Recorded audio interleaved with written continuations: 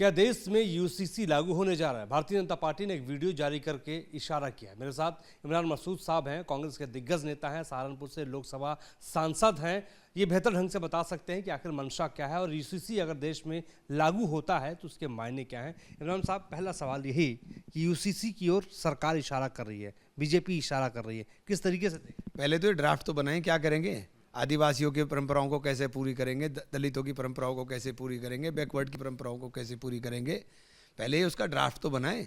इनके पास तो ड्राफ्ट ही नहीं है अभी। अब उत्तराखंड के अंदर बना दिया, उसके अंदर शेड्यूल ट्राइब्स को बाहर कर दिया। अगर बहुत अच्छा कानून है तो शेड्यूल ट्राइब्स क्यों नहीं, और बहुत बुरा कानून है तो बाकी सब क्यों है इसके अंदर? तो ये तो इनको तय करना पड़ेगा। देखिए क्या है कि ये नए नए मुद्दे लाते हैं कि बुनियादी मुद्दों से ध्यान हट जाए। नौजवान रोजगार के लिए परेशान है, उस पर बात नहीं करेंगे। अभी 19 लाख करोड़ रुपया डूब गया शेयर बाजार के अंदर। किसका डूब गया? पंचर वालों का नहीं डूबा है। पंचर वालों भी वैसे ही नहीं हो तो बेचारे पंचर लगा रहे हैं। डूबा तो उन्हीं का है जिन्होंने वोट दिया है। अब वो अपने वोट के ऊपर पछताएं, इसकी तरफ देखने का काम करें, इससे ध्यान हटाओ इधर लगा दो। तो ये कब तक करेंगे? ये एजेंडा इनका चल नहीं रहा है, इसलिए ये सब नई नई बातें हो रही हैं। वीडियो जारी करने के पीछे क्या वजह मानते हैं? क्या वो दिखाना चाहते हैं? किस चीज़ का वीडियो? जो वीडियो जारी किया गया है जिसमें उपलब्धियां मोदी सरकार के तीसरे कार्यकाल की हैं और एक एजेंडा भी उसमें दिखाया जा रहा है, भविष्य की नीतियां दिखाई जा रही हैं, जिसमें यूसीसी का वीडियो है। मैं तो एक चीज़ देख रहा था अभी कि हिंदुस्तान का पासपोर्ट 148वें नंबर पर आ गया। हम तो इतने सशक्त हो रहे हैं। मैं तो एक उसमें देख रहा था, मुझे नहीं पता सच है या झूठ है, लेकिन सोशल मीडिया पे जो मुझे दिखाई दिया, मुझे इनका वीडियो तो दिखाई नहीं दिया, लेकिन ये ज़रूर दिखाई दिया कि पासपोर्ट हमारा 148वें नंबर पर आ गया। हमारी स्थिति लगातार गिर रही है, लगातार हम लोग डाउन जा रहे हैं। देश की अर्थव्यवस्था बिल्कुल डूबने के कगार पर जा रही है। तो देखना तो पड़ेगा ना। इमरान भाई, आप ज़हीन आदमी हैं और जनता के नेता हैं, क्योंकि लोकसभा चुनाव आप जीत कर आए हैं। अगर यूसीसी देश में लागू होता है तो क्या फ़र्क पड़ने वाला है? इससे क्या असर होगा? मुझे नहीं पता। देखिए इनका ड्राफ्ट क्या होगा, कैसा लेकर आएंगे, क्या ये करेंगे। अब मैंने आपको बताया ना कि किसका, सबकी परंपराएं, सबके पर्सनल लॉज अलग हैं।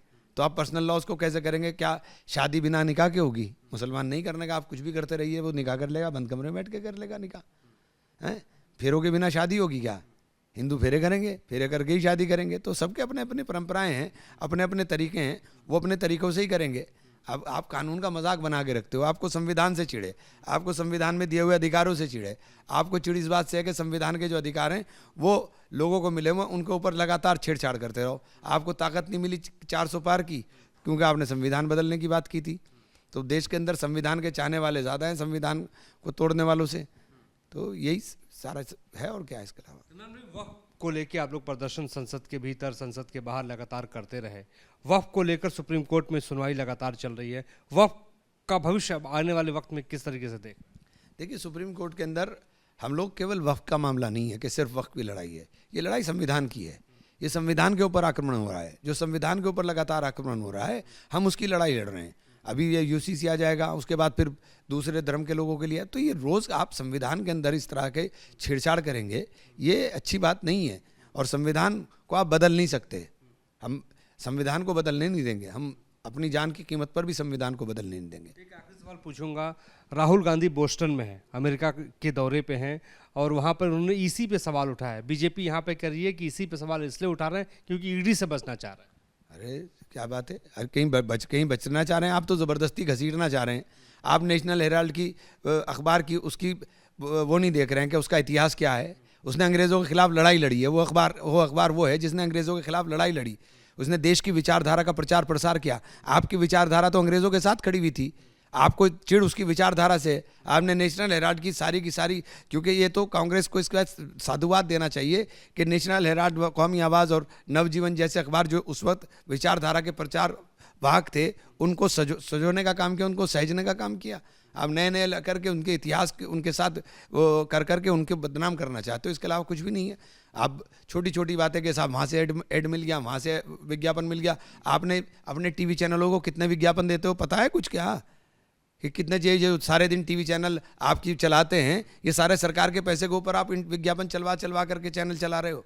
हमारे पे इल्ज़ाम लगा दिया। Thank you so much Imran भाई। इमरान मसूद साहब हमसे खास बातचीत कर रहे थे।